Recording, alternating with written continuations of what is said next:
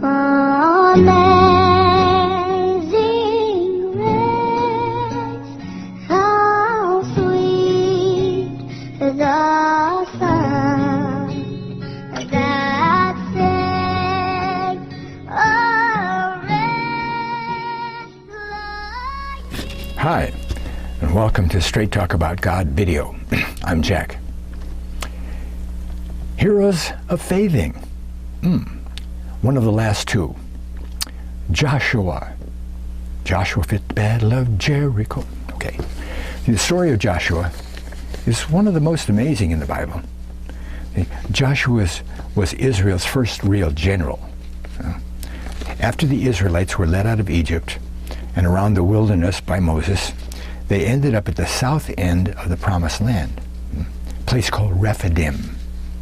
Now, to the horror of the Israelites, a people called the Amalekites, a fierce desert nomad tribe, attacked them, making war. Well, Israel, they didn't have such a thing as a regular army, but they chose Joshua to lead all the brave men of war. And God had told Moses that the Israelites would never lose a battle for the Promised Land, And Joshua's untrained little army beat those Amalekites. Now, at the next stop, Moses left the Israelites and gave command to Joshua. So Joshua moved the people north to the Jordan River just across Jericho, and he sent some spies out to find out about Jericho's defenses. And I think we should stop here for a moment to find out what kind of man Joshua really was, besides the general, okay? You see, by this time in Joshua's life, he was 80 years old, and he had been very close to God for 40 years since the Exodus at Egypt, right? He was one of the 12 spies that Moses sent out, to see what the Promised Land was like. The other spies ignored that God had said that he'd help them, and advised against going in to land and fighting the well-defensed cities, and someplace there were giants. Joshua tried to tell the people that God would help, but they wouldn't trust God's word to go that day. So God got so mad with them, he made them wander around for 40 more years. Yeah. So trusting God's word, or as I like to call it, faithing, put the ing on it, it's a verb, faithing, was something that Joshua was good at, He had to be, because in order to get into Jericho, Israel had to cross the Jordan River. Well, that might not be too bad, but it was at the end of the rainy season, and the river was up and running very quickly. There weren't any bridges, okay, or ferry boats or anything like that, right? And Joshua didn't have much to go on but God's word that he'd help them get across the river. Okay? You see, faithing doesn't really start until we start moving ourselves. That means that we have to take the first step that we can figure out. And even if it looks like it won't do a whole lot of good, well, the only thing that Joshua could figure out was to get to Jericho, was to start walking that way. Yeah? Which meant walking across the Jordan River. Of course, he didn't just do this offhand, right? He studied the problem, right? See what the best way was to proceed. He reassured himself that he was doing the right thing by God, right? And that Joshua, even if he didn't understand how it was possible, God said it was. So Joshua had all three things covered. Was it right? Yeah. Was he prudent? Did he plan it? Look at the problems? And was it possible? Right, prudent, and possible. Yeah. Here's what he actually did. He told the priests to take the Ark of the Covenant and start walking into the river. And the people would follow 1,000 yards behind. I bet some of those priests had to overcome a feeling of being silly. Huh? I mean, they were walking straight into a fast-moving river, and it sure didn't look like they could walk across, right? The priest's feet had hardly touched the edges of the water when the current and the flow slowed down to where they could even see the sand on the bottom, and it wasn't even being washed downstream. There was nothing left of the river. Yeah? Now, the way it finished up was that the priest stood in the middle of the river while it was trickling along, while all of them passed over. And you got to remember that there were a couple of million of them. Huh? Not just 2,000 or 3,000, a couple of million. 2.5 million came out of Egypt. So, but that was only a little story of faithing by Joshua and the Israelites. Now we go back to the spies that Joshua sent over to Jericho. You may have seen the Rahab video that I made, and that relates to this. After searching around and asking a lot of questions, the spies went to the prostitute's house. And while they were there, somehow word got to the king that there were spies, and he sent men to capture them. Now Rahab, the prostitute, could have been killed, and all her family, for helping the spies. But she wanted to go on living. Yeah. See, so instead of turning them in, she hid the spies, and said, "Oh, well, they went, they're gone." And that seems like a real funny thing for Rahab to do, until you know that she had heard, along with everybody else in Jericho, she had heard about the Israelites and what happened in Egypt, and how they beat the Amalekites just a while ago. She believed that God was real and was helping Joshua's people. That meant that she and her family would most certainly die when Joshua attacked Jericho. That's why she wanted to go on living. She believed God's word, and she acted in two different ways. First of all, she hid the spies. There's a lot of danger involved there, right? Secondly,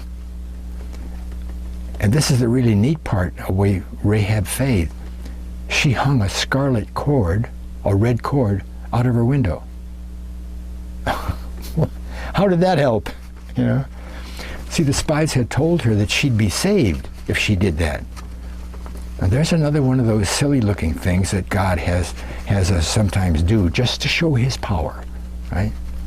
Oh, and I almost forgot to mention again that Rahab's house was located right on one of the walls, the outside wall.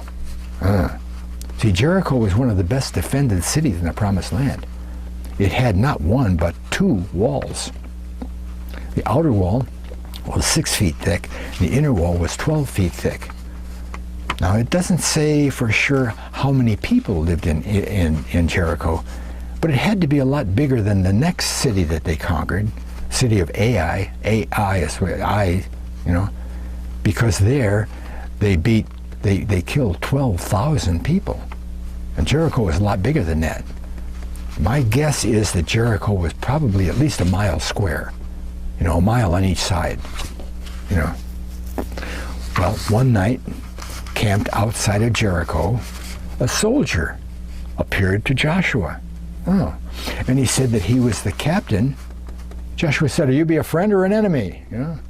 He said he was the captain of God's army that came to help Joshua. Phew. Whoa. Well, I guess he's the one that told Joshua what to do. All Jericho must have laughed when they saw the Israelites' war tactics. Joshua had 7 priests with ram's horns walk in front of the Ark of the Covenant and blow their horns. All the men at arms walked before the priests. Joshua gave them very strict orders that nobody was supposed to shout or even make any noise at all. It's kind of unusual, can't even talk. See? They were to walk around the city one full time every day and then come back to camp. See, the people had to go around for 6 days like that. And maybe God was testing them a little bit because you remember 40 years ago, their parents had grumbled, that they didn't want to fight, and God had not let them go into this promised land at all. Anyway, on the seventh day, everyone was to walk around the city 7 times. I can imagine what that must have been like. Huh?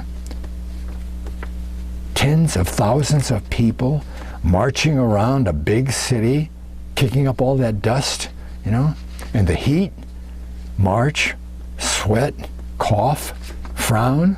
Huh? I'd frown too. I'd want to quit and take a mumble break. Oh, okay. But now comes the best part of all, the walls. 2 amazing and wonderful things happened at the same time.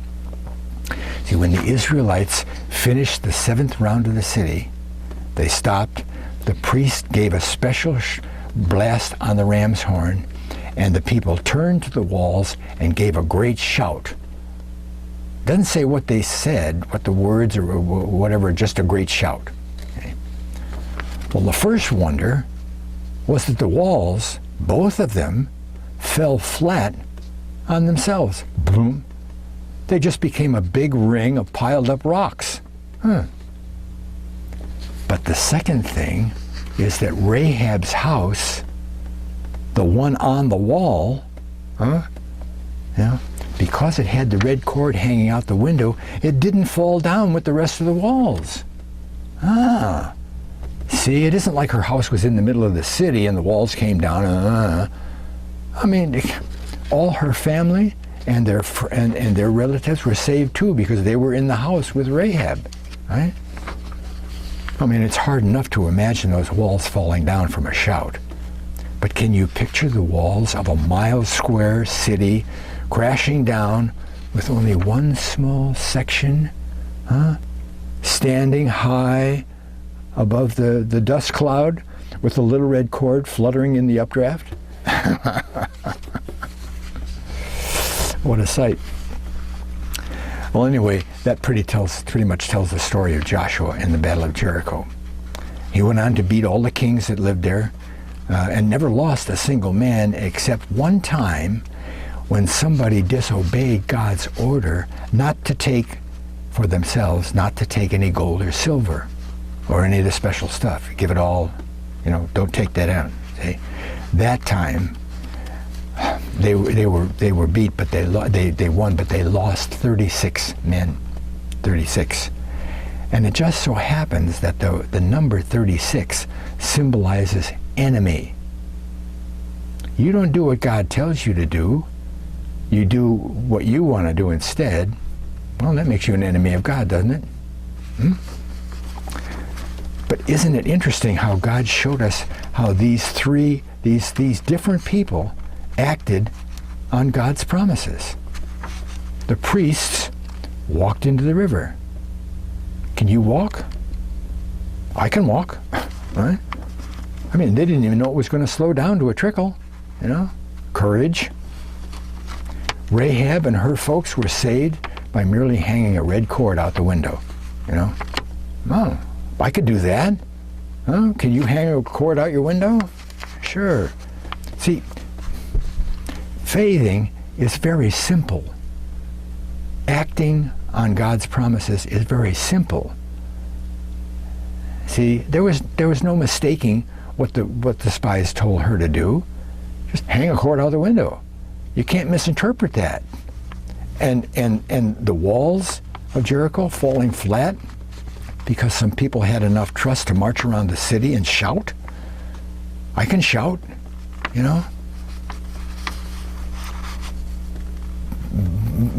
But being simple doesn't mean that it's not very difficult because of the risk that we see. Yeah, but what will happen if? Courage. Dr. Gene Scott used to say that faithing is 90% courage, 9% tenacity, and 1% all the other stuff that everybody says. And he's right. How much courage would it take to do some of this stuff? Well, I hope that hearing how the heroes of faithing in the Bible acted on God's word, that he'd help them, that you might know that he's there for anyone, anytime, who believes in him, and that he said he'd be there. All you do is act. Just ask and act. Thanks a lot for watching. God bless.